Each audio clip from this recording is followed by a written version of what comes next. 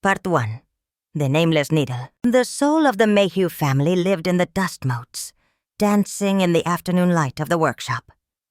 It lived in the scent of raw cotton and the steady, rhythmic hum of Lena's sewing machine. The house in front was for show. A quaint Appalachian cottage where her mother, Brenda, spun charming tales for magazine reporters about heritage and inspiration. The real work, the work that paid the bills and built the Mayhew Quilts brand into a nationwide phenomenon, happened out back. It happened under Lena's hands. At 25, Lena Mayhew was the ghost in the machine, while Brenda was the artist and her older brother, Caleb, was the businessman. Lena was simply the worker. Her days were a quiet blur of fabric, thread, and the intricate geometry of patterns that bloomed in her mind and flowed through her fingertips. She worked with a focused grace that was almost meditative, finding a strange solace in the act of creation, even if that creation was never truly hers. This afternoon, she was putting the final stitches into a masterpiece. It was a king-sized quilt, a complex constellation of blues, grays, and creams. The pattern was a variation on a traditional lone star, but Lena had fractured it, reimagined it, creating a design that looked like a frozen explosion, like the heart of a winter storm. She called it Winter's Heart. It was for her own bed, a private memorial to the grandmother who had first taught her how to hold a needle, whose stories were stitched into every seam. The workshop door burst open and Caleb strode in, his face flushed with triumph. He was holding his cell phone like a trophy. "We did it! We landed the Charleston boutique!" he boomed, his voice too loud for the quiet space. "The biggest order of our lives. They want everything. 6 Appalachian sunset quilts, 10 River of Stones, and a dozen log cabin dreams for their fall collection." Brenda bustled in from the house, her folksy, media-friendly smile firmly in place. "Oh, Caleb, that's wonderful news." She clapped her hands together, a gesture of pure performance. Our little family business is finally getting the coastal recognition it deserves. They celebrated around the cutting table, their voices loud and excited. Lena remained at her machine, the needle still poised over her work.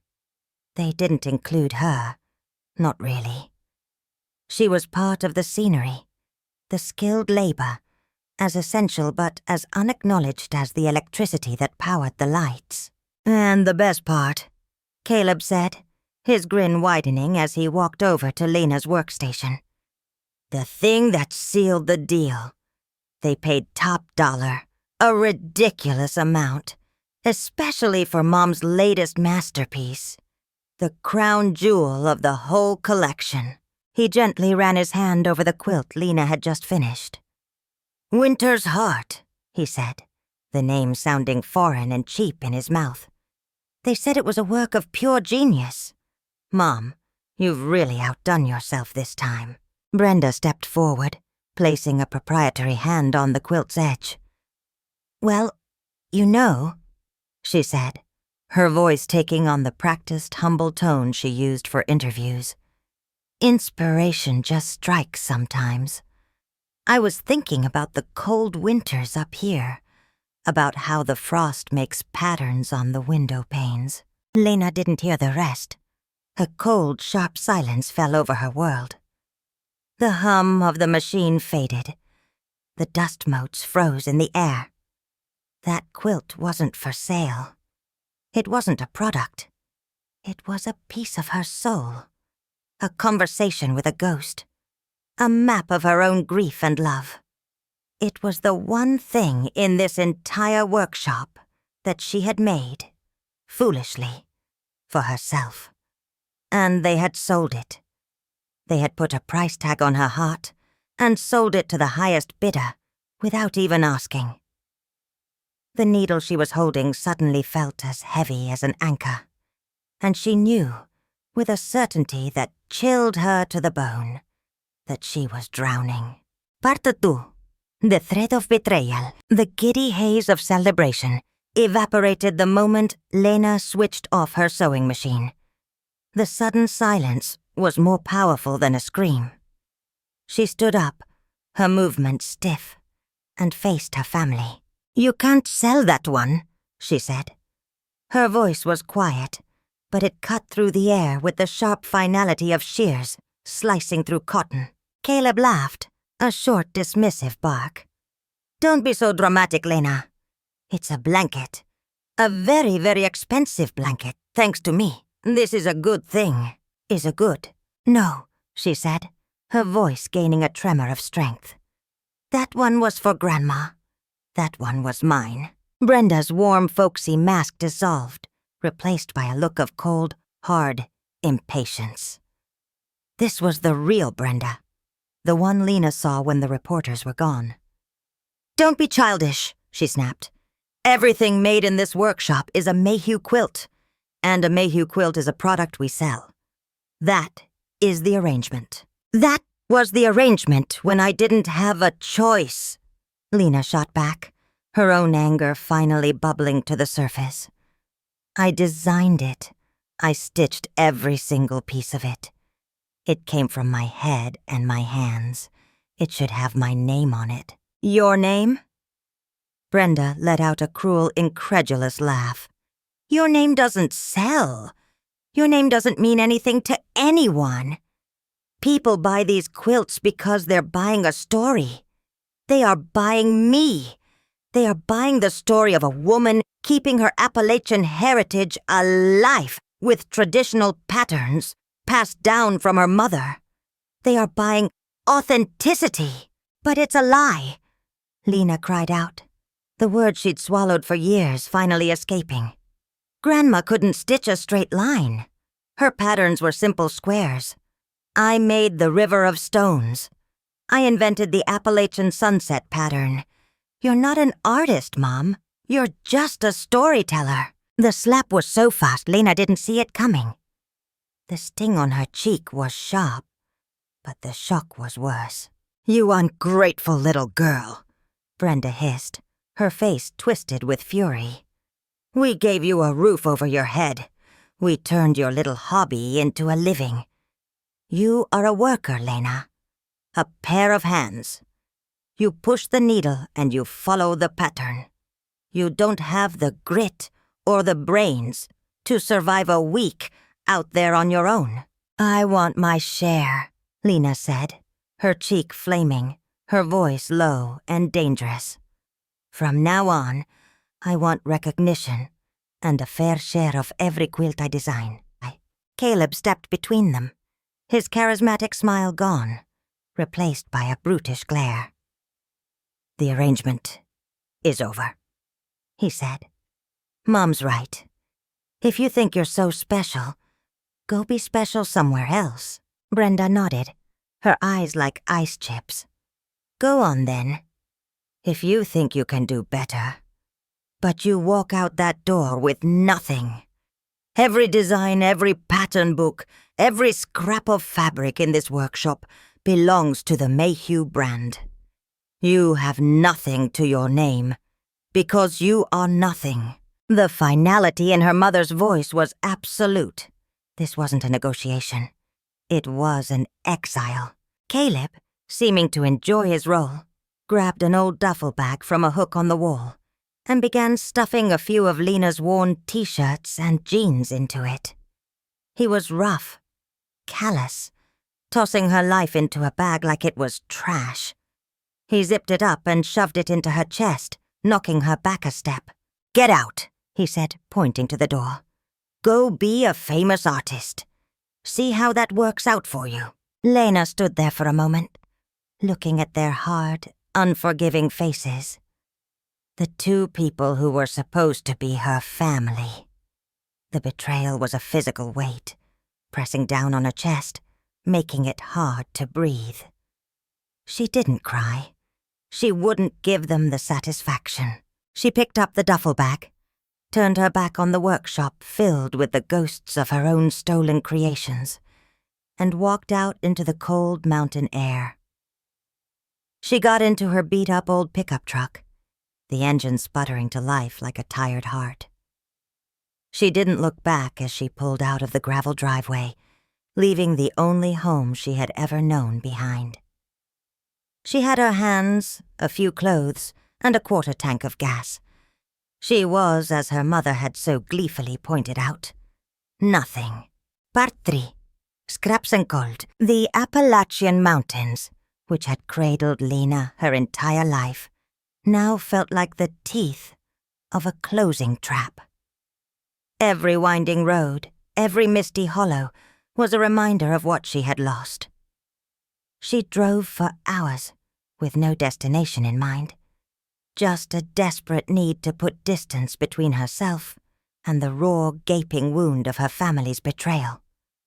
Her anger eventually burned itself out, leaving behind a cold, heavy ash of despair. Her journey came to an unceremonious end when her truck gave a final shuddering gasp and died on the shoulder of a highway just outside the town of Laurel Creek.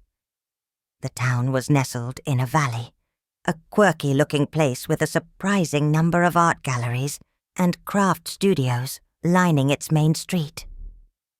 It was a world that should have felt like a haven, but to Lena, it felt like a paradise she was locked out of. The next few weeks were a brutal education in what it meant to have nothing.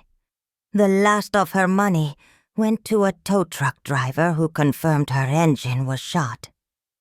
She slept in the cold cab of her dead truck, wrapped in a threadbare blanket. Her hands, once nimble and deft, grew raw and chapped from washing dishes at a greasy spoon diner that paid her cash under the table. The humiliation was a constant bitter taste in her mouth. She was an artist, a creator of beauty, reduced to scrubbing other people's filth for pocket change. She spent her few free hours wandering the streets of Laurel Creek, a ghost haunting the edges of a life she craved. She would stare through the windows of the galleries at the pottery, the paintings, the handcrafted jewelry. It all felt a million miles away. One day, she found herself standing in front of a shop that was a jumble of beautiful chaos. The sign, painted in cheerful looping letters, read, "Martha's Fabric Emporium." The windows were stuffed with bolts of fabric in every color imaginable. Rich velvets, bright calicos, soft homespun wools. It was a treasure chest, and for a moment, the sight of it caused a physical ache in her chest. A small handwritten "Help Wanted" sign was taped to the inside of the glass door. Part-time, clerk, and cleaner. Must be reliable. It was menial. It was more of the same. But the thought of being surrounded by fabric again, even if she was just sweeping it off the floor, was an irresistible pull. She got the job. The owner, Martha, was a woman in her 70s, with sharp, kind eyes and flour on her apron. She didn't ask too many questions about Lena's past, for which Lena was grateful. The work was simple. Run the register, stock the shelves, and sweep up at the end of the day. But for Lena, it was a lifeline. The scent of uncut fabric, the feel of a smooth bolt of silk under her fingers, the sight of the endless spools of thread. It was a language she understood. One cold, rainy night, long after Martha had gone home, Lena was finishing her sweeping. The floor was littered with the day's casualties, tiny snippets of fabric, dropped threads, and small discarded scraps from the cutting table. They were a rainbow of color against the dusty wooden floorboards. As she swept them into a pile, she paused. She knelt down and picked up a few of the larger pieces. A small square of deep indigo denim, a triangle of crimson wool, and a thin strip of marigold yellow linen. She held them in the palm of her hand, their different textures of familiar comfort. Without thinking, she arranged them. The indigo for a night sky, the crimson for a setting sun, the marigold for a sliver of hope on the horizon. A tiny abstract landscape, a story in 3 small scraps. She held them there, staring. It wasn't a quilt. It wasn't a masterpiece. It was just a handful of trash. But as she looked at the colors and shapes nestled in her palm, a tiny forgotten flicker of warmth ignited in her chest. It was the first creative thought she'd allowed herself to have in weeks. It was small. It was fragile. But it was hers. Part 4. A Patch of Hope. The next morning, Lena arrived at the shop before sunrise, the damp, chilly air clinging to her thin jacket. She expected to find the small pile of scraps swept into the trash, a forgotten fleeting impulse. Instead, she found the 3 small pieces of fabric, the indigo denim, crimson wool, and marigold linen, laid out carefully on the main cutting table, arranged exactly as she had left them. Standing beside the table, holding a steaming mug of coffee, was Martha. The older woman didn't look at Lena, but at the small abstract landscape on the table. "Funny thing about scraps," Martha said, her voice warm and gravelly. "Most people see them as garbage, worthless leftovers. But the truth is, nothing tests a quilter's eye like a scrap pile. It's easy to make something pretty with a $1,000 bolt of silk. But to take the forgotten pieces, the offcuts, and make them sing, that's not craft. That's art." Lena stood silently by the door, her heart pounding. She felt exposed, as if Martha could see right through her thin defenses to the artist hiding inside. Martha finally turned, her kind eyes crinkling at the corners. "This little pile of scraps tells a better story than half the prize-winning quilts I've seen at the state fair. It's got balance, tension, and a whole lot of feeling for something so small." She took a sip of her coffee. "It's a crying shame to let a gift like that go to waste, just sweeping floors." Lena opened her mouth to speak, to offer a denial or an explanation, but no words came out. She didn't have the energy to lie anymore. She simply stood there, a silent, weary admission of the truth. "I don't know what story brought you to my doorstep, child, and it's not my business to ask," Martha continued gently. "But I know talent when I see it, and I hate seeing it go hungry." She walked over to a heavy wooden door at the back of the shop that led to a small cluttered storeroom. Inside was an old, heavy-duty Bernina sewing machine, a serger, and shelves overflowing with boxes of thread, buttons, and tools. It was a quilter's paradise in miniature. "Here's the deal," Martha said, flicking on the light. "I lock the front door at 6 every night. After that, this back room is yours. There are bins full of scrap fabric from years of projects. Use whatever you want. The machines are old, but they're reliable. All I ask is you turn off the lights and lock up when you're done." Lena stared at her, stunned. I can't pay you." "I'm not asking for money," Martha said with a wave of her hand. "The price is that you have to make something. That's it. A gift like yours needs to be used, or it rusts. Now, do you know how to use one of these, or do I need to give you a refresher?"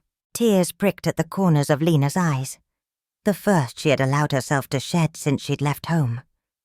They were tears of raw, overwhelming gratitude.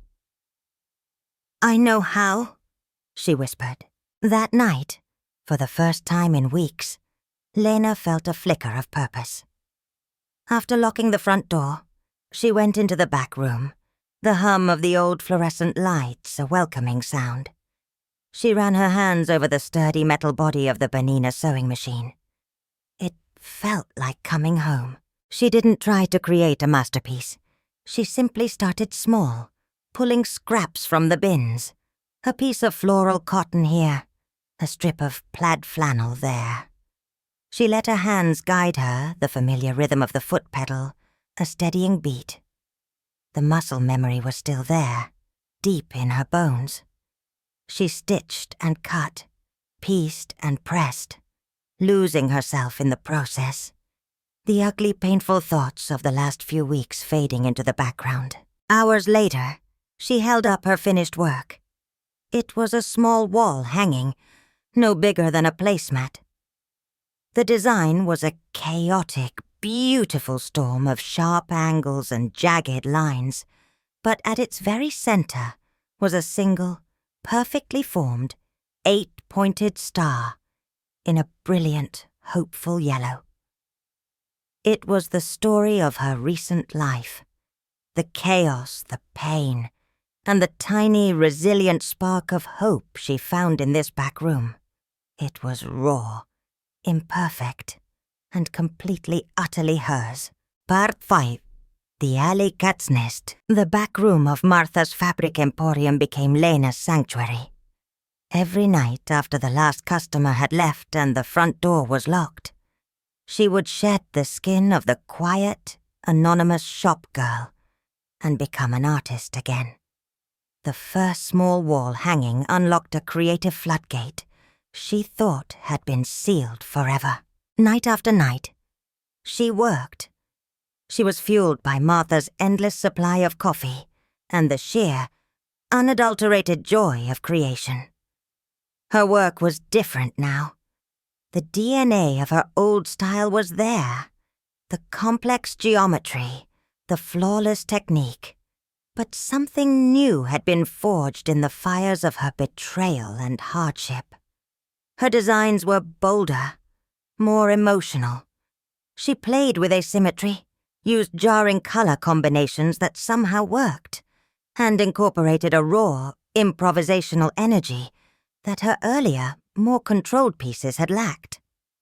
It was the work of an artist with nothing left to lose. She made a quilt that looked like a shattered stained glass window, all brilliant colors and sharp black lines. She made another that was a gradient of stormy grays and blues, with a single defiant slash of crimson running through it like a wound. She was telling her story, not with words, but with fabric and thread. Martha would often find the new creations draped over the cutting table in the morning. She never offered effusive praise, which Lena was grateful for. Instead, she'd just nod, a look of deep satisfaction in her eyes, and say something practical, like, "Your tension on that binding is perfect," or, "That particular shade of green was a good choice." Her quiet, professional respect was more valuable to Lena than any compliment. One Saturday, as Lena was stacking bolts of fabric, Martha came to her with a resolute look on her face. "It's a crime that these quilts are just sitting in the back room," she stated plainly. "The world needs to see this work, Lena." Lena flinched. "No, I can't. My family." "Your family doesn't have to know a thing," Martha said, cutting her off. "That's the beauty of the internet.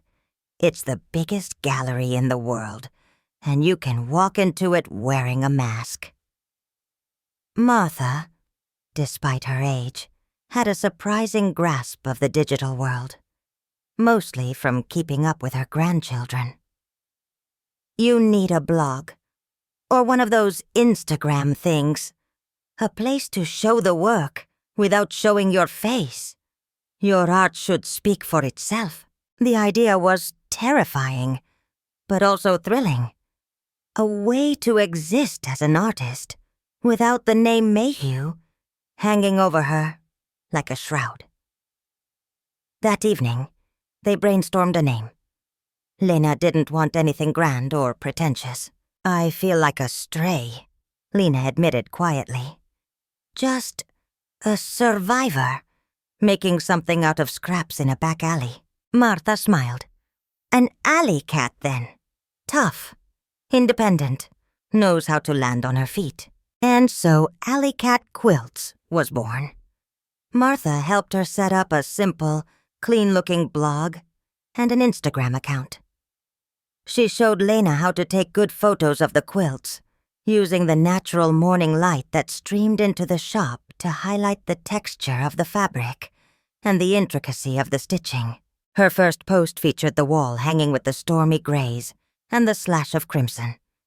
The caption was simple. /1, Cotton and Thread by Alley Cat Quilts. No personal story, no explanation, just the work. She posted another and then another. She expected nothing. It was enough, just to put her art out into the world. A message in a bottle tossed into the vast digital ocean. For weeks, the only like she got on her posts was from Martha. But Lena didn't mind. She was no longer creating for an audience, or for profit. She was creating for herself. She was stitching herself back together, one patch at a time. Part 6, The Digital Echo. For a month, Lena's work existed in a quiet corner of the internet. A secret between her and Martha. Then, one Tuesday, something shifted. A woman named Sarah, who ran a small but influential blog called Modern Quilting, discovered her Instagram page. Sarah was known for her sharp eye and her championing of new, innovative artists. That afternoon, she published a new blog post. Stop what you're doing and look at Alley Cat Quilts. The post was short but effusive. I don't know who this artist is, she wrote. There's no name, no location, just a handful of photos of some of the most exciting work I've seen in years. It has the technical precision of a master, but the soul of a rebel. It's traditional and experimental, beautiful and unsettling all at once. This isn't just quilting. It's storytelling at its finest. Whoever you are, Alley Cat, you're a genius. Sarah linked to Lena's Instagram page. The effect was like dropping a match into a tinderbox. Lena was ringing up a customer when her phone, resting on the counter, started to buzz, and it didn't stop. By the end of the day, her follower count had gone from 1 to over 5,000.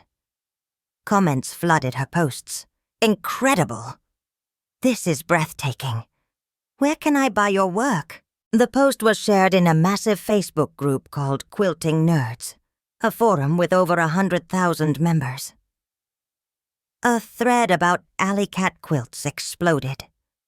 People were mesmerized, deconstructing her technique, her color choices, her unique style.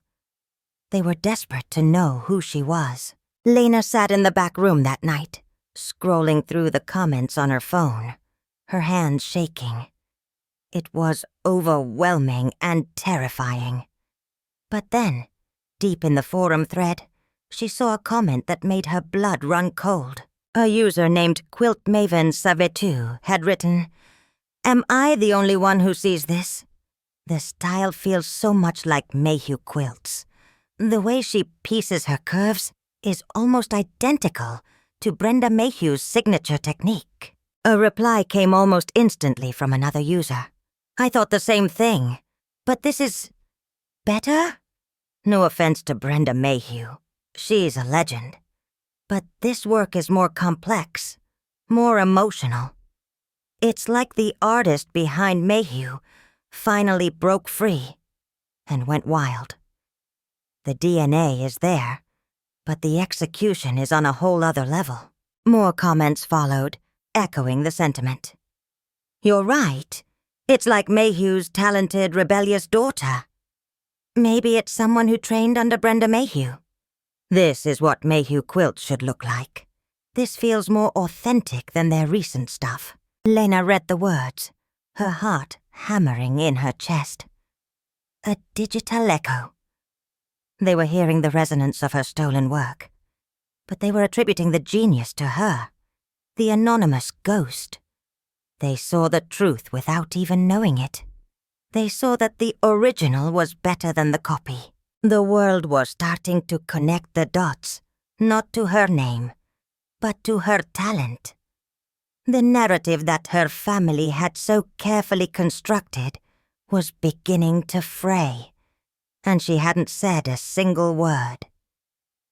She looked around the quiet workshop, at the scraps and the spools of thread, and a slow, fierce smile spread across her face. It was a smile of pure, unadulterated hope. The game had just begun. Part 7. The Thorn in Their Side. Caleb Mayhew discovered alley cat quilts on a Tuesday morning. He had a Google alert set for the term Mayhew Quilts, a tool he used to track their brand's mentions and reviews. Usually it brought up glowing blog posts from homemakers or features in craft magazines. But this alert led him to a forum thread, the one titled, "Is Alley Cat Quilts the New Mayhew?" He clicked the link, a faint sense of annoyance prickling his skin. He saw the photos, the jagged lines, the bold colors, the raw, undeniable power. He felt a jolt of something he didn't want to name. It wasn't just a copy. It was an echo, distorted and amplified.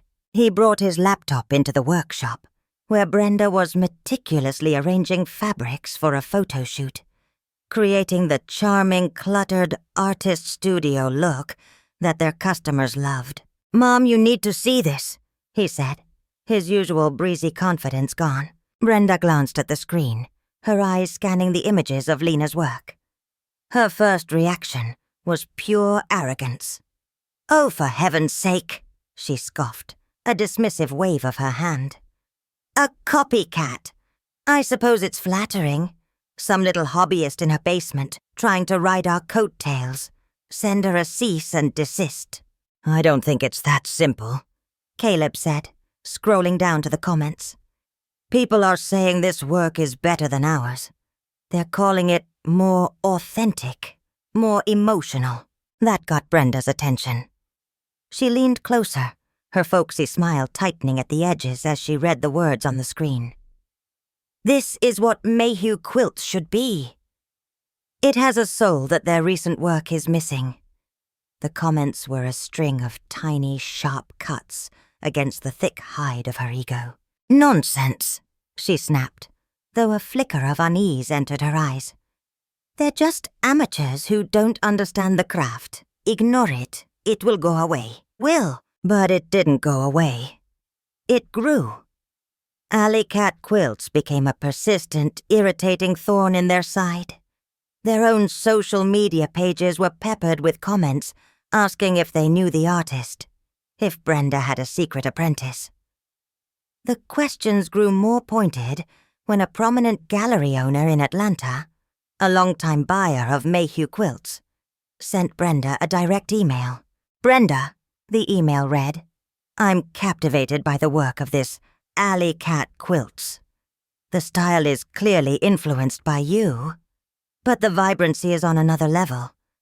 Are you collaborating with this new artist? If so, I'd love to feature the collaboration. If not, you might want to be aware of them.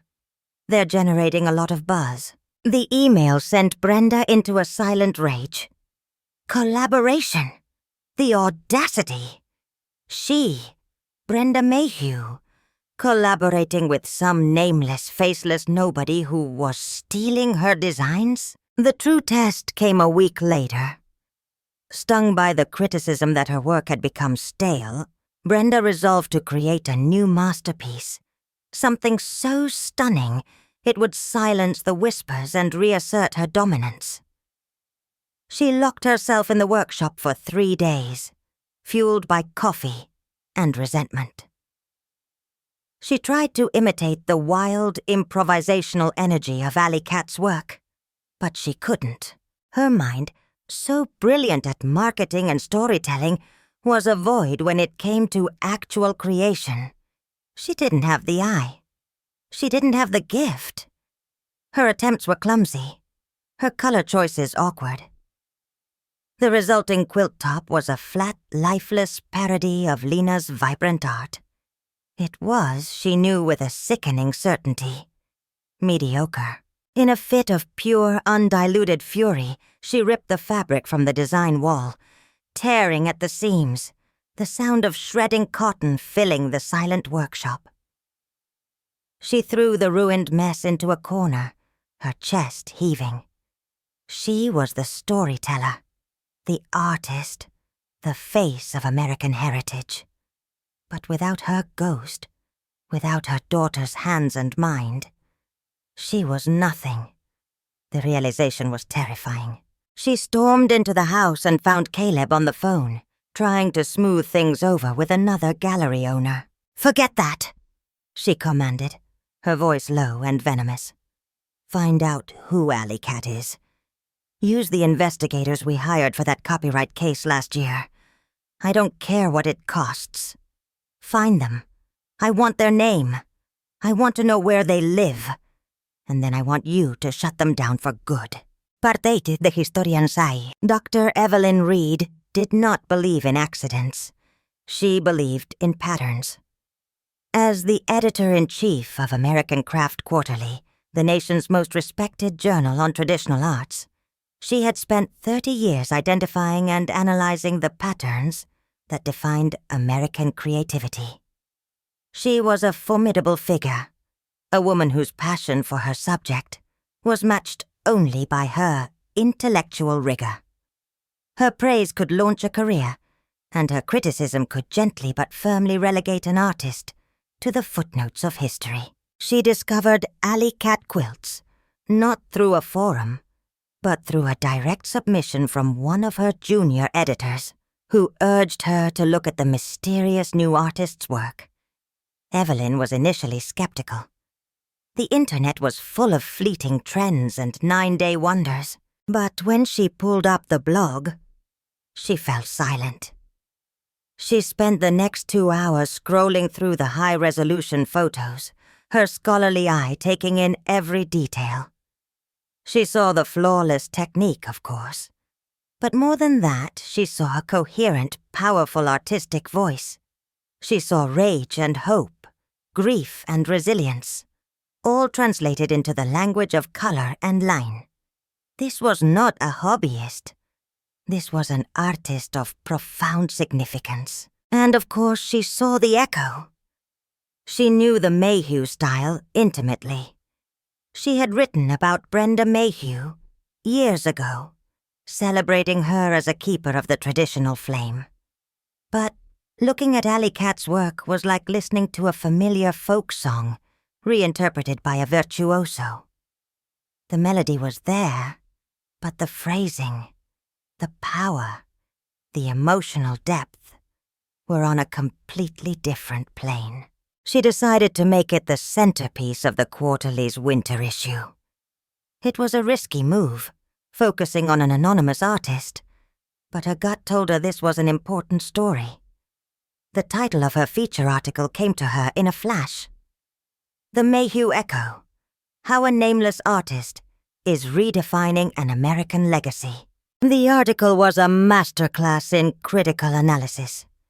It began with a respectful nod to Brenda Mayhew and the brand she had built, acknowledging her role in the revival of quilting in the popular imagination. But then, with surgical precision, Evelyn began her critique. She wrote of the growing stagnation in the Mayhew brand's recent offerings, calling them technically proficient but emotionally hollow. She described them as perfectly preserved butterflies under glass, beautiful but without life. Then she pivoted to Alley Cat. Her prose became electric. She described the anonymous quilter's work as dangerous, vital, and breathtakingly complex. She wrote, "Where the Mayhew style whispers, Alley Cat screams. These are not comforting blankets to be draped over a sofa. They are narrative maps of a human soul. Looking at these quilts, one gets the uncanny feeling that the true untamed soul of the Appalachian quilting tradition has found a new, more capable host. She never once used the word copy or theft. She didn't have to. The implication was far more powerful. She had framed Brenda as the past, a respectable but finished chapter, and Alley Cat as the brilliant, explosive future. The quarterly was published, and it landed in the mailboxes of every serious collector, gallery owner, and critic in the country. The article was a sensation. It gave an expert, authoritative voice to the whispers that had been circulating online. It legitimized Alley Cat quilts, transforming the artist from an internet curiosity into a serious contender in the art world. In Laurel Creek, Martha brought a copy of the magazine to the shop, her hands trembling with excitement. Lena read the article standing by the register, her coffee growing cold beside her. She had to read it 3 times before the words truly sank in. A woman of Dr. Evelyn Reed's stature saw her. She understood her work on a level Lena hadn't thought possible. It was a validation so profound, it felt like sunlight breaking through a storm cloud. In the Mayhew workshop, the magazine lay open on the cutting table like a death sentence. Brenda and Caleb read the article in stunned, furious silence. It was a public and devastating blow to their reputation, written by the one person in the industry they could not dismiss as an amateur. The thorn in their side had become a dagger aimed at their heart. Part 9. Weaving the accusation. Dr. Reed's article was more than just validation for Lena. It was a call to arms. The fear that had kept her hidden for so long began to recede, replaced by a cold, hard clarity. The world was listening. The narrative was shifting. For the first time, she felt she wasn't just a victim reacting to her past, but an artist actively shaping her future. "She sees you, child," Martha said that evening, tapping her finger on Dr. Reed's photo in the magazine. "This woman gets it. You can't hide in the back room anymore. You've got an audience now. It's time to give them a real show." Martha was right. Hiding behind an anonymous username was no longer enough. The digital echo was powerful, but to truly reclaim her story, she needed to bring her work into the physical world. She needed a stage. The next day, summoning a courage she didn't know she possessed, Lena walked into the most respected independent art gallery in Laurel Creek. The owner, a sharp woman named Isabel, recognized her as the quiet girl from the fabric shop. But when Lena opened her portfolio and showed her the photos of her work, Isabel's expression changed from polite curiosity to wide-eyed astonishment. She was, of course, already an avid follower of Alley Cat quilts. "I knew you were local," Isabel exclaimed. "I felt it. This work has the soul of these mountains." She didn't hesitate. "I have an opening in my schedule in 2 months. The gallery is yours. Will that be enough time?" 2 months. A deadline. A physical space. A solo exhibition. The thought was both exhilarating and terrifying. Lena accepted on the spot. That night, she went back to the workshop with a new, ferocious sense of purpose. She wasn't just making individual quilts anymore. She was curating a narrative. This exhibition would be her statement, her evidence, her accusation. And she knew exactly what she would call it. The Confession Series. She planned 5 major pieces, each one a stunning work of art that told a secret story. She worked with an intensity that bordered on obsession, often staying in the workshop until the first light of dawn crept over the mountains. The first piece she finished was thief's puzzle. She used a traditional drunkard's path block, a pattern of interlocking quarter circles, but she twisted it. The paths were jarring, leading to dead ends. The colors were unsettling, and in the very center of the quilt, so small it was almost invisible, she stitched the outline of a hand reaching for a star that wasn't its own. The second, and most ambitious, was Empty Spool. It was a massive quilt, a masterpiece of applique and thread painting. From the top, a cascade of thousands of colorful threads seemed to flow downwards, a river of vibrant creativity. But as they reached the bottom of the quilt, they all fed into a single, stark, photorealistic image of an empty wooden spool rendered in shades of grey. It was a heart-wrenching visual metaphor for her exploitation, a beautiful torrent of creativity, all used up, leaving behind an empty, discarded vessel. A month before the show, she posted the announcement on her blog and Instagram, her fingers hovering over the publish button for a full minute before she finally clicked it. The post was simple. Alley Cat Quilts is proud to announce her first solo exhibition, the Confession Series, at the Laurel Creek Gallery. The response was immediate and overwhelming.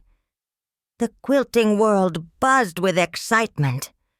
Bloggers announced they were making travel plans.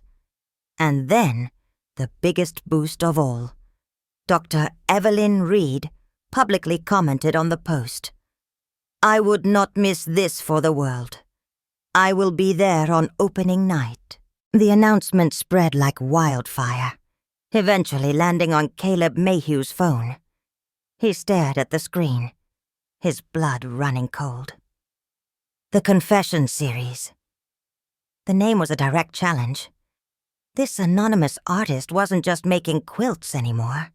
She was making a statement. He showed it to Brenda. "Laurel Creek, that's less than 3 hours away," he said, a nervous energy in his voice. "This is getting too close to home."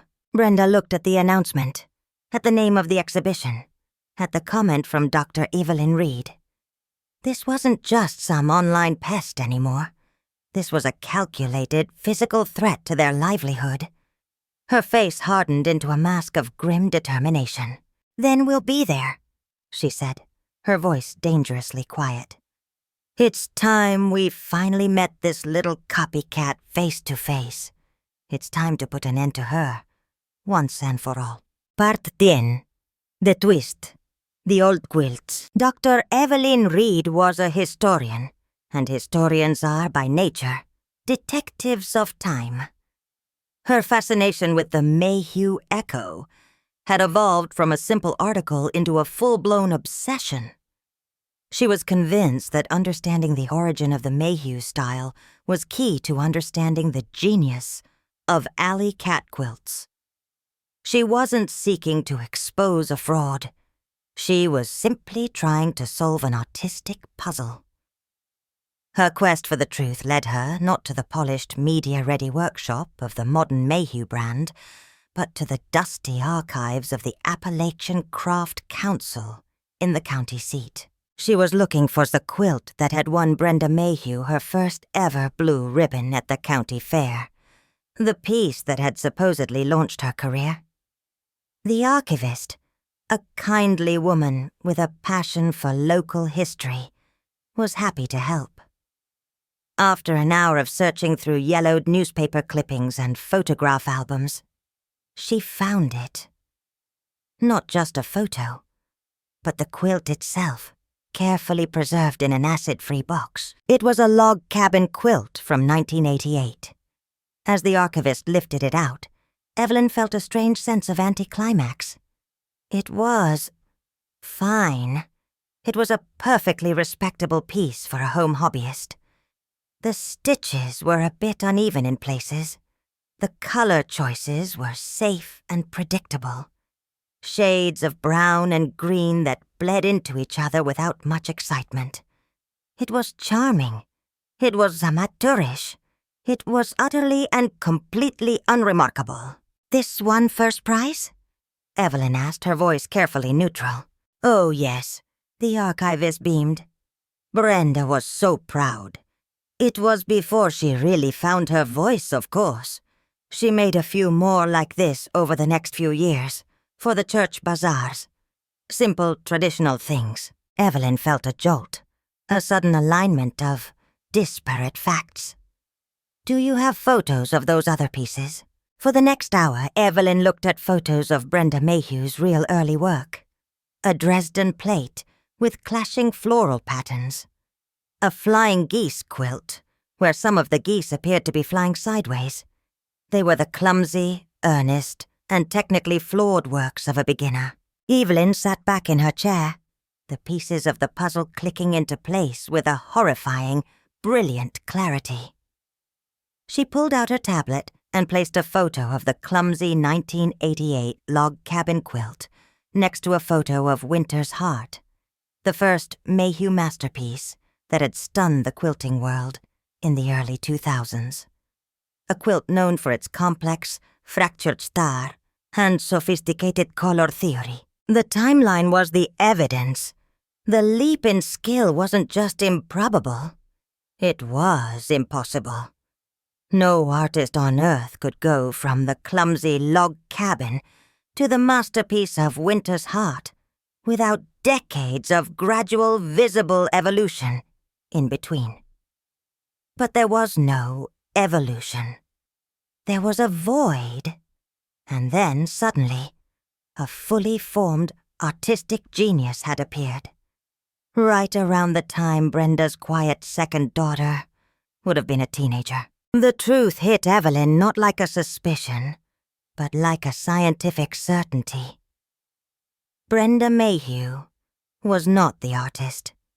She had never been the artist.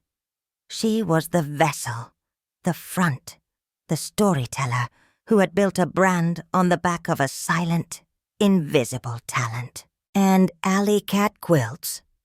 She wasn't an echo. She wasn't a copycat.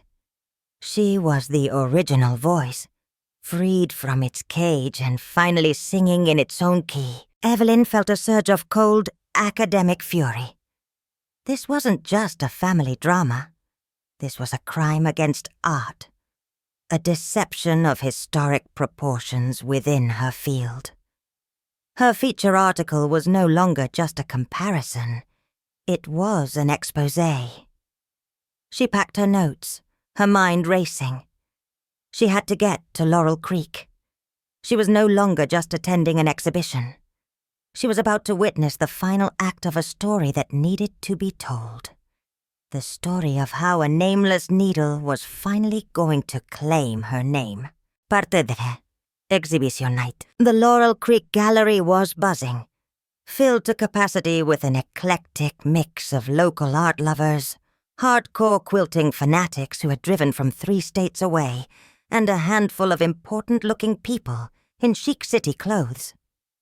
The air hummed with anticipation, and on the gallery's clean white walls, Lena's quilts hung like scripture. In person, they were breathtaking. The high-resolution photos online hadn't done justice to the texture of the stitching, the subtle shifts in color, the sheer raw emotional power that radiated from each piece. People stood before them in small, reverent groups, whispering, pointing, marveling. At the center of the main wall hung Empty Spool, its cascade of color and heartbreakingly desolate center, silencing everyone who stood before it. Lena stood near the back with Martha, a glass of sparkling cider untouched in her trembling hand. She wore a simple black dress, her hair pinned up, allowing a few stray curls to frame her face. She looked less like a victim and more like a quiet, watchful sovereign overseeing her court. The fear was still there, a cold knot in her stomach, but it was overshadowed by a stronger, steadier feeling, resolve. When Dr. Evelyn Reed walked in, a wave of whispers and head turns followed her. She was an icon, and her presence gave the event an electrifying dose of legitimacy. She bypassed the local dignitaries and made a direct line for Lena. "You must be Alley Cat," Evelyn said, her smile warm, but her eyes sharp and analytical. "I'm Evelyn Reed. It is an honor to finally meet you. Your work is transformative." "Thank you, Doctor," Lena said, her voice barely a whisper. "Thank you for seeing it." "Oh, I see it," Evelyn replied, her gaze full of meaning. "I see it all." It was then that Brenda and Caleb Mayhew made their entrance. They were dressed for battle in their signature brand of expensive, authentic folkwear. Brenda wore a denim dress and a squash blossom necklace. Caleb, a plaid shirt and hand-tooled leather boots. They exuded an air of righteous indignation, their eyes scanning the room for the upstart who had dared to challenge their dynasty. They did not recognize Lena. They saw a stranger, a young woman standing beside the famous Dr. Reed, and simply dismissed her as an assistant or a groupie. Their focus was on the art. They walked from quilt to quilt, their expressions hardening with every step. "Well, the technique is decent," Brenda commented loudly to a nearby gallery patron, her voice dripping with condescension. "But it's clearly a derivative of the Mayhew style, a rather blatant imitation, if you ask me." Caleb joined in, his voice carrying across the room. "We see this a lot. A young artist gets a little obsessed, and they forget the line between inspiration and outright theft. It's a shame. We're considering our legal options, of course." The atmosphere in the gallery grew tense and uncomfortable. People shifted on their feet, not knowing where to look. Lena felt a flush of her old fear, but a reassuring glance from Martha and a steadying look from Evelyn anchored her. The gallery owner, Isabel, seeing the situation escalating, quickly stepped to the small podium at the front of the room. "Good evening, everyone. Thank you all for coming. We are so thrilled to host the debut of this incredible new voice, and we are especially honored to have the esteemed Dr. Evelyn Reed with us tonight, who has graciously agreed to say a few words about the exhibition." All eyes turned to Evelyn as she made her way to the podium. Brenda and Caleb smirked, assuming the great historian was about to put this impudent copycat in her place.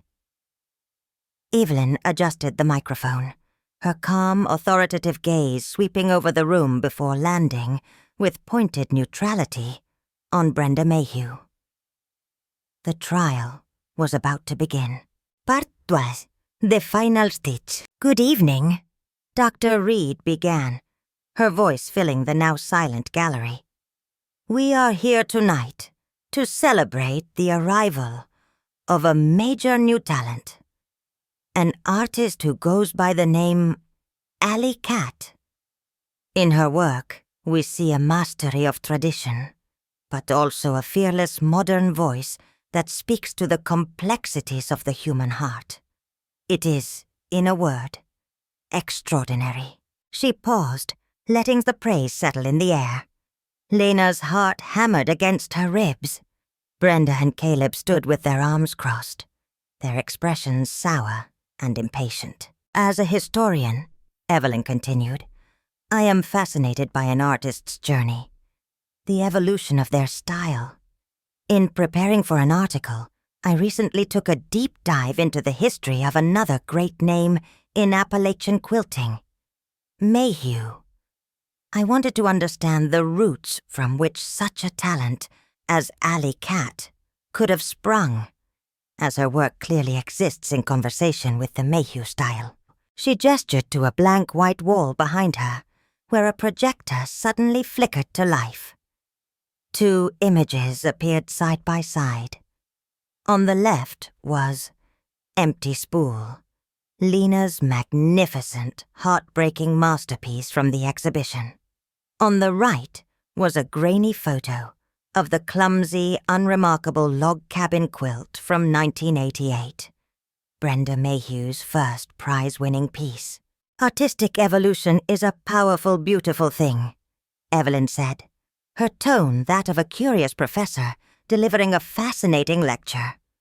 "But it has its own logic, its own pace. On the right, we have one of the earliest known works by Brenda Mayhew from 1988. On the left, a work from this exhibition." She let the audience look, compare. The chasm between the two pieces was vast and undeniable. One was the work of a fumbling beginner, the other, the work of a master. "The question that fascinates me as a historian," Evelyn said, her voice still calm, still professorial, "is this: can a single artist's journey contain such a leap? A leap that bypasses all the known stages of development, the incremental growth, the years of practice, the slow honing of a unique vision? Or," she paused, turning her gaze directly to Brenda, "are we perhaps looking at the work of two entirely different artists?" The question hung in the air, a perfectly aimed arrow. The audience murmured, the truth dawning on them with a collective intake of breath. They looked from the screen to Brenda Mayhew, whose face had gone chalk white. They saw the fraud. Caleb started to bluster. "Now hold on, this is an insult." But no one was listening to him. Brenda stood frozen, exposed under the harsh gallery lights, her folksy charm stripped away, leaving only the raw, ugly truth. She had no story to tell, no lie big enough to cover this. It was then that Lena stepped forward from the shadows. She didn't shout. She didn't cry. Her voice, when she spoke, was quiet but carried the weight of years of silent truth. "My name is Lena Mayhew," she said, looking not at the crowd but at her mother. "And these are my stories." That was all it took. The simple claiming of her name and her work. Brenda flinched as if she'd been struck again, but this time the blow was fatal. She turned, her face a mask of utter humiliation, and pushed her way through the stunned crowd, Caleb scrambling after her. They fled the gallery, not as proud artisans, but as exposed thieves, their carefully constructed legacy in tatters. Lena stood tall in the sudden quiet aftermath. She was surrounded by her quilts, by her truth. The whispers around her were no longer about a mystery, but about her. People looked at her now with awe and respect. Dr. Reed came and stood beside her, placing a comforting hand on her arm. Martha beamed, tears of pride streaming down her face. Lena looked at empty spool, at the river of color flowing into the stark gray void. But it didn't look empty to her anymore. It looked like a beginning. The spool wasn't the end of the thread. It was the source, waiting to be filled. Her story was finally, truly, her own.